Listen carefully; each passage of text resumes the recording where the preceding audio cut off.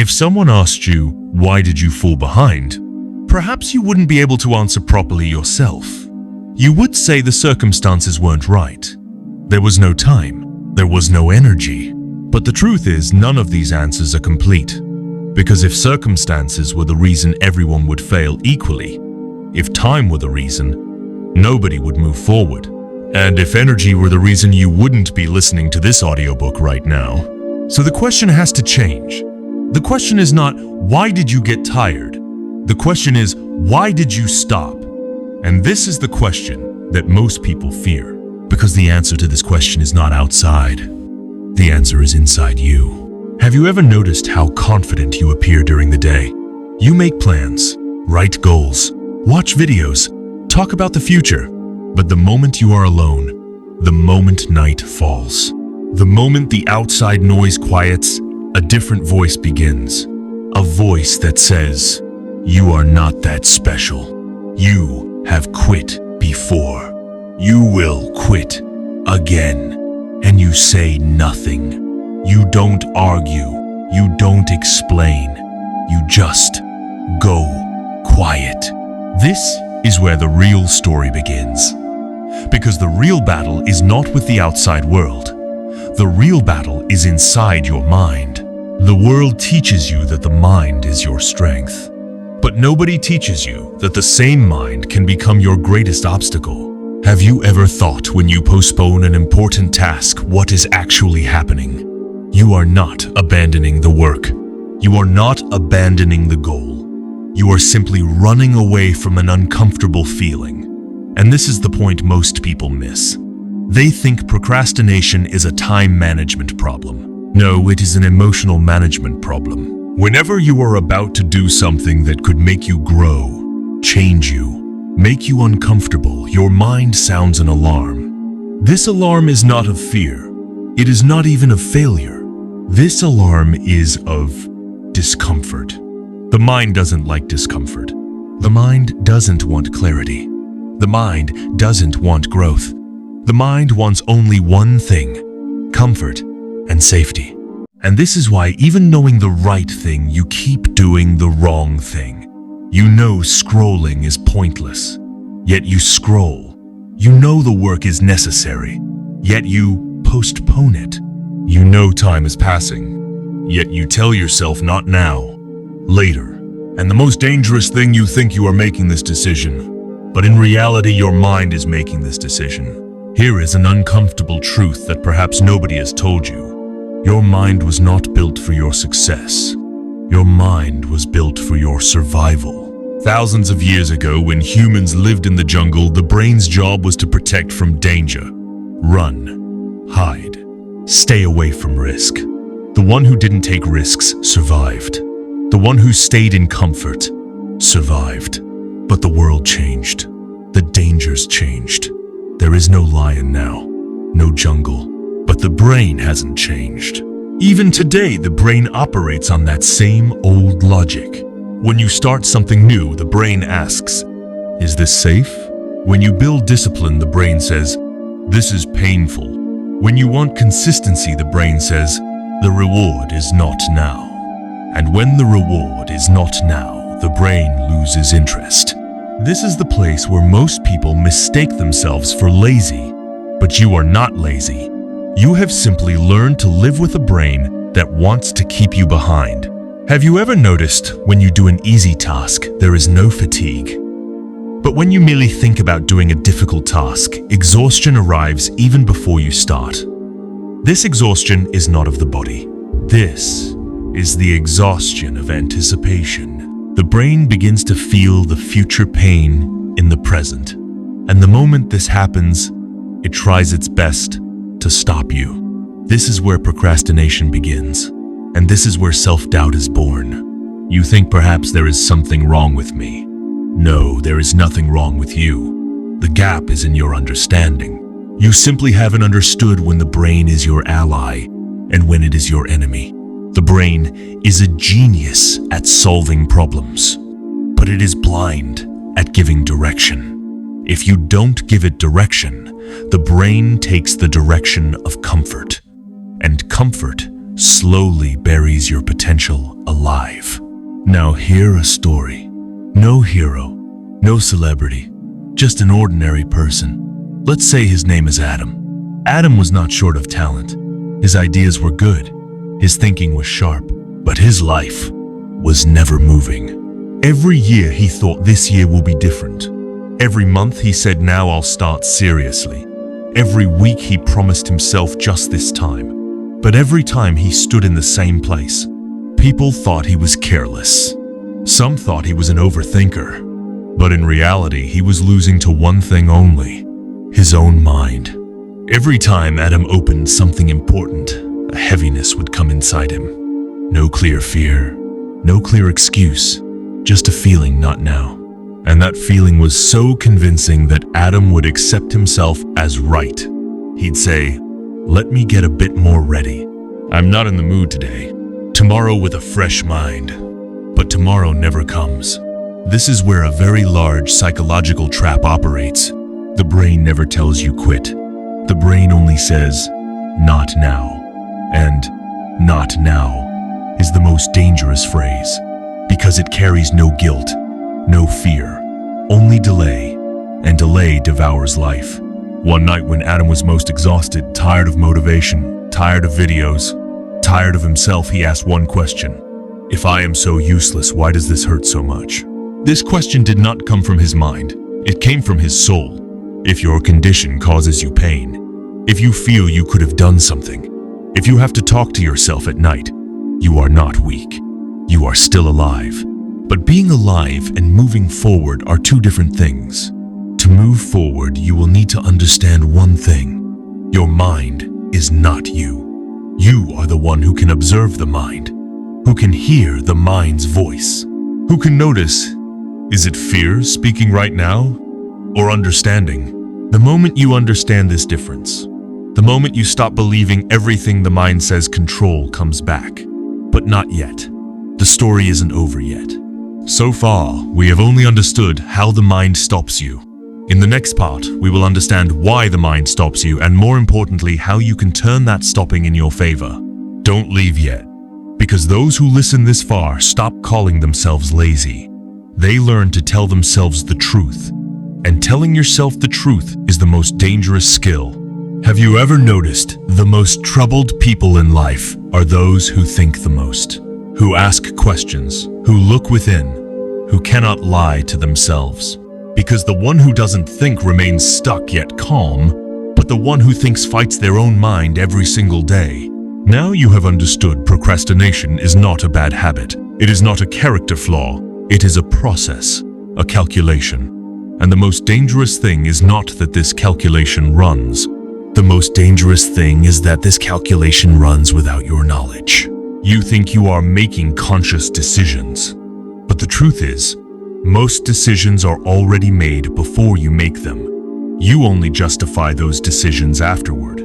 This is why when you look back, you say, I don't know why I did that. You know why? Because you didn't make the decision. Your mind did. And the mind doesn't make decisions from logic. The mind makes decisions from emotions plus prediction. Now here begins the most hidden equation of life. The equation that decides, will you work today or postpone? You feel it, but you don't recognize it. When you wake up in the morning and say, I'll do something productive today, and 2 hours later, find yourself in front of a screen, something happened in between. No accident. A calculation. This calculation rests on 4 things. But the brain doesn't think them in words. It thinks them in feelings. The first feeling is, can I even do this? This feeling is very subtle. It doesn't scare you. It stops you. Whenever you are about to start something and suddenly a heaviness arrives. When you stare at the cursor on the screen and the fingers don't move, that is not laziness. That is uncertainty. The brain is asking, what if you fail? What if you quit halfway? What if you prove yourself to be the same person you've always been? The brain is not afraid of failure. It is afraid of identity damage. Because every failure reinforces the story the brain has already built about you. You are not a consistent person. You start things but don't finish them. And the moment this story activates, expectation falls. When expectation falls, motivation never even gets born. This is why sometimes you can't even start small tasks, because the brain fears even this small task will become part of that bigger story. Remember Adam? Adam's biggest problem was not time. His problem was trust in himself. Every time he sat down, a line would run inside him. "You won't last long." And he hadn't written this line himself. His past failures had written it.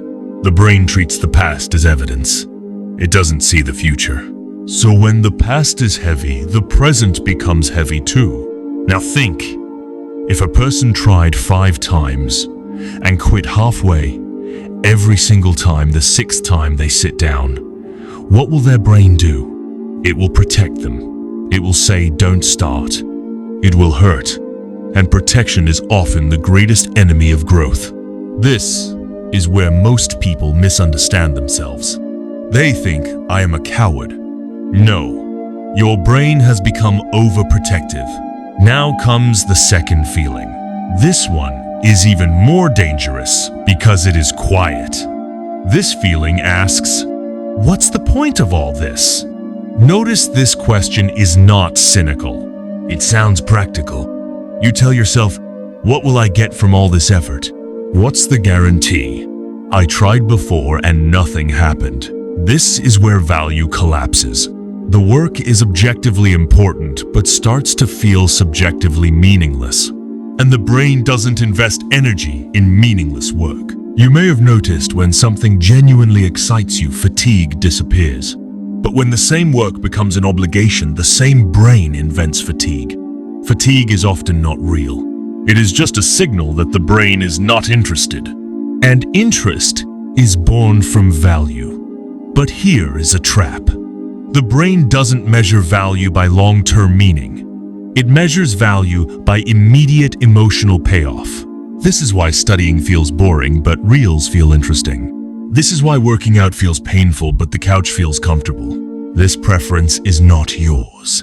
This preference belongs to your brain. And until you understand how value is decided, you will keep feeling confused about yourself. Now comes the third feeling. This one is the fastest. It says, let me just check one more thing. Let me relax a little. Just 5 minutes. This is impulsiveness. Impulsiveness is not a weakness. It is a biological shortcut. The brain treats immediate pleasure as more real than future reward. Because immediate pleasure is loud.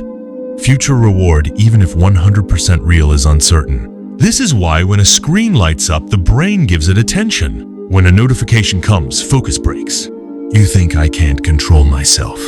But the truth is, you are not even in the competition. Your willpower cannot compete with dopamine engineering. So being distracted is not a personal failure.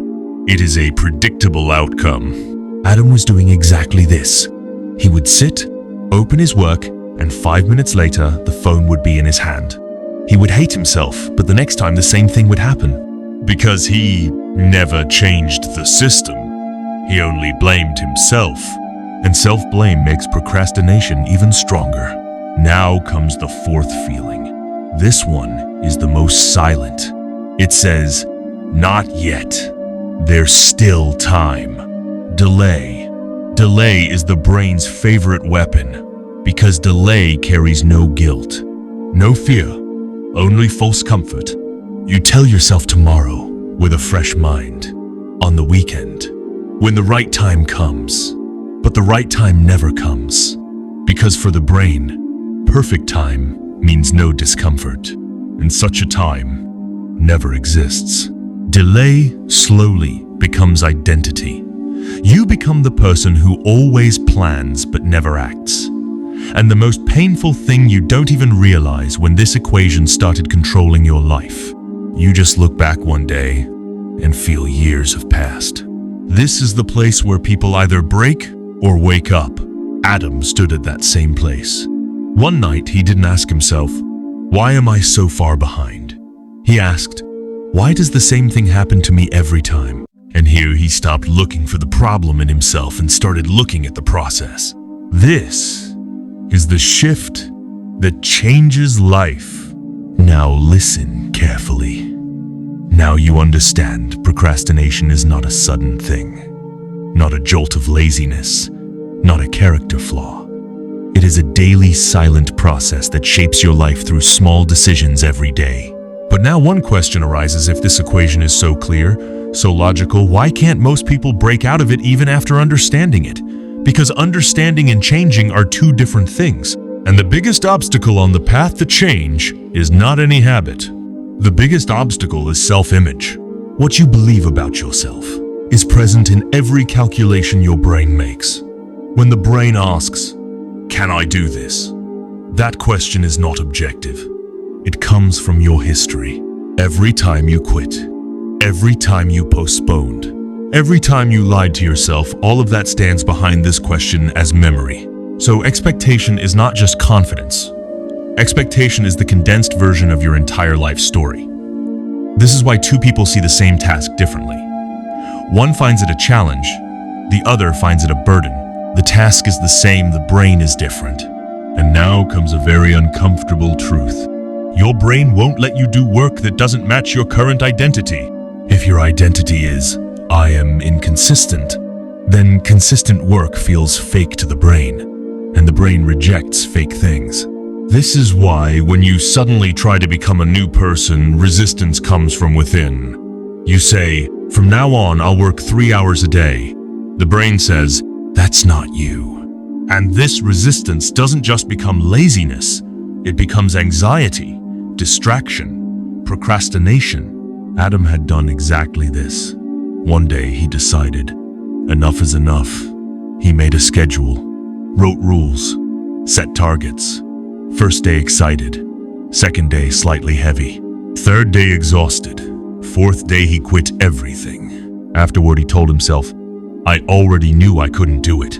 This is the sentence that makes the equation permanent. Because now failure is not just an incident, it becomes proof. The brain now has new evidence. See, I was right.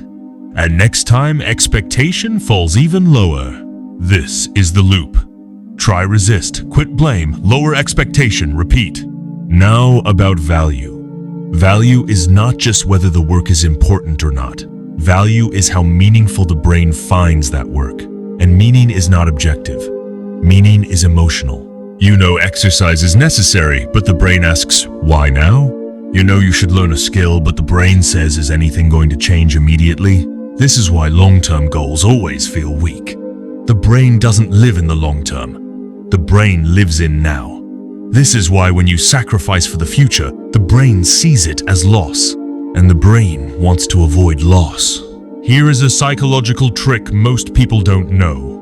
When the reward of a task is very far away, the brain reduces the value of that task. It tells itself, even after all this effort, who knows if anything will come of it?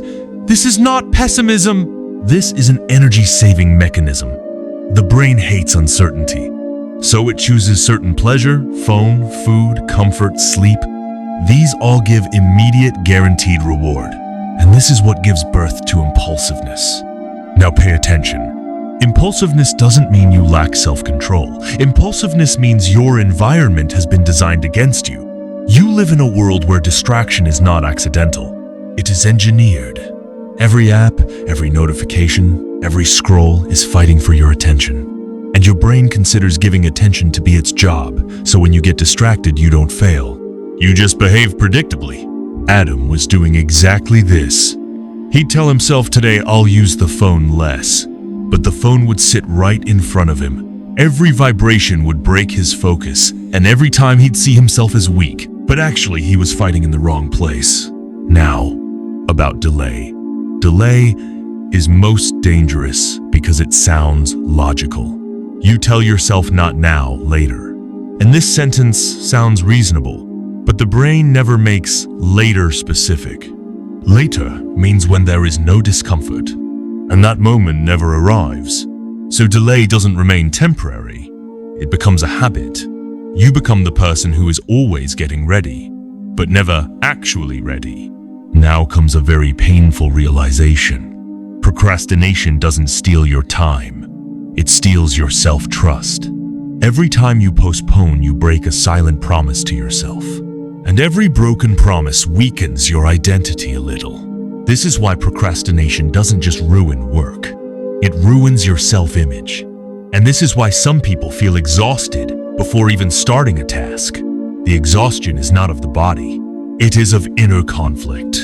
Adam was now seeing this conflict clearly for the first time. He realized he was not fighting laziness. He was fighting his own brain's automatic calculation. And for the first time, he didn't ask himself, "Why am I so weak?" He asked, "Why is my brain making this calculation?" This is where the power shifts. When you stop blaming yourself and start observing the process, you begin to stand outside the equation. Now here is the most dangerous illusion. The illusion of tomorrow. Tomorrow I will start. Tomorrow I will build discipline. Tomorrow I will be different. Tomorrow always feels perfect. Tomorrow has no fatigue, no fear, no evidence of failure. Tomorrow is a clean slate, and this is why the brain loves tomorrow so much, because tomorrow is not now. Now means discomfort, effort, risk. Tomorrow means imagination. And in imagination, the brain is unbeatable. Notice this carefully. Whenever you postpone something, you say, "Not now, tomorrow." You never say, "I will never do this," because that sentence hurts the ego. Tomorrow keeps the ego safe. Tomorrow means I am capable, just not right now. And this sentence keeps the self-image intact. This is where procrastination becomes most dangerous. Because now, it doesn't even let you hate yourself. You keep deceiving yourself with hope. You give yourself hope-flavored lies. Think if a person tells themselves every day that they will change. Tomorrow, will they ever change? No, because tomorrow never becomes present. When tomorrow arrives, it becomes today. And today becomes tomorrow again. This is the infinite loop, and this loop makes the equation immortal. Adam understood this painfully. He saw self-trust doesn't break once. It breaks through small delays. Every time you don't act on your own word, your brain makes a note. Don't trust this one. And slowly you become your own unreliable person. Then, no matter how big the goals you set, the brain doesn't take them seriously. This is why some people are geniuses at planning but zero at execution. Now, notice how the equation closes. Expectation has fallen. Value feels distant. Impulsiveness gets fuel from the environment. Delay stays safe as tomorrow. And motivation? Motivation is the result of this equation. When everything else tilts toward procrastination, motivation naturally becomes zero, and then you tell yourself, "I have no motivation." No motivation hasn't died inside you. It simply can't be born because the conditions are against it. Now, one final uncomfortable truth. Procrastination is not your problem. Procrastination is your symptom. A symptom of living your life in reaction mode. You don't decide, you respond. You let the brain run on default. And default mode always chooses comfort. Adam now stood at the point where there were two paths. The first, understanding everything and changing nothing. This is the most common path. People read books, listen to audiobooks, watch videos, understand everything, and then remain exactly as they were, because understanding is safe. The second path, a small, silent, uncomfortable shift. No announcement, no grand plan. Just change one thing. Replace tomorrow with now. Adam didn't say, "I will now become perfect." He said, "I will not delay anymore." That's all. No promise, no motivational speech. He didn't even tell himself, "I'll work 3 hours daily." He only decided when the time comes, "I will sit down." Just sitting. What the work looks like, that was for later. And here, for the first time, the equation tilted in his favor. Expectation rose slightly. Value became immediate. Impulsiveness got no space. Delay died. Motivation came on its own. This motivation was not loud. It was calm. It was not excitement. It was relief. Relief that now he didn't have to lie to himself. Now listen carefully. The biggest takeaway of this audiobook is not that the equation exists. The biggest takeaway is this: the equation controls you only until you see it. The moment you see it, the moment you start noticing which factor is working against you right now, you move from reaction to choice. And choice is power. Now notice how the equation collapses without a fight. Adam understood he couldn't fight his brain directly, because the brain wins every argument. The brain is smart. It uses logic, emotion, past, and fear. If you fight it, you get exhausted. And exhaustion makes procrastination stronger. So Adam made a strange decision. He stopped trying to change himself. He only started changing the conditions. On the first day, he didn't tell himself, "Today, I will build discipline." He only did one thing: put his phone in another room during work time. No rule, no promise, just a small shift. And something strange happened. The work didn't become easier, but distraction became harder. And when distraction is harder, impulsiveness weakens on its own. This was the first crack in the equation. The impulsiveness factor dropped slightly, and the brain noticed for the first time, there is no instant escape here.